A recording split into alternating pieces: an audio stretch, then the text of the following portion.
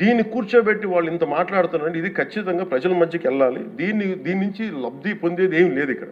కానీ ఇది ఏంటంటే ఇది ధర్మానికి సంబంధించిన విషయం అధ్యక్ష.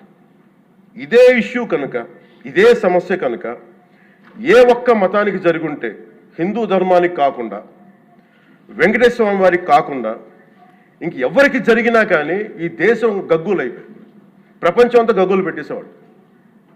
సమస్య ఏముందంటే ఇది ప్రతి ఒక్క హిందూ కూడా ఆలోచించాల్సిందే.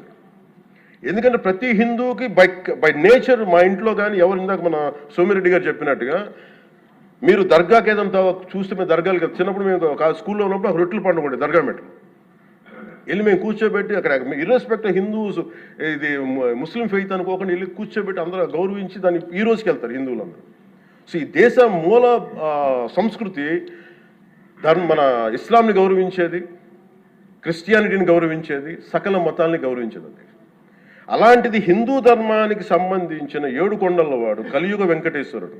కలియుగ వెంకటేశ్వరుడు దైవం అనడానికి చాలా క్లియర్ కట్గా ఉంది అది. ఎందుకంటే కలియుగంలో జరిగింది ఆయనే, దీనికి ఆధార పురుషుడు, ఆయన మూల పురుషుడు. అలాంటి ఆయనకి పెట్టే ప్రసాదానికి ఇంత అపవిత్రం చేసిన తర్వాత వీళ్ళు ఏమి కూర్చొని మా తప్పు లేకుండా లేదన్నట్టుగా మాట్లాడుతుంటే వీళ్ళకి నాకు ఏం మాట్లాడాలో తెలియదు. దీనికి ఒక్కటి కూడా ప్రజలకు తెలియజేయాల్సింది ఏంటంటే అధ్యక్ష, ఇదే వేరే ఇస్లాంకి జరిగిన, క్రిస్టియానిటీకి జరిగిన, జీసస్ క్రైస్ట్కి జరిగిన, మహమ్మద్ ప్రవక్తకి జరిగిన, అల్లాకి జరిగిన ఇలా ఉండేది కదా అధ్యక్ష. వాళ్ళు ఆ రోజు మన కౌన్సిల్లో కూడా అలా పటాలు తీసుకొచ్చేవాళ్ళు వేరే ఏ దేవత అయితే.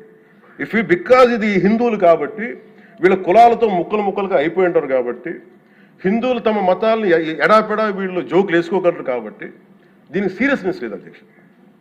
Before blaming anybody else, every Hindu has to take a responsibility for this, every Hindu.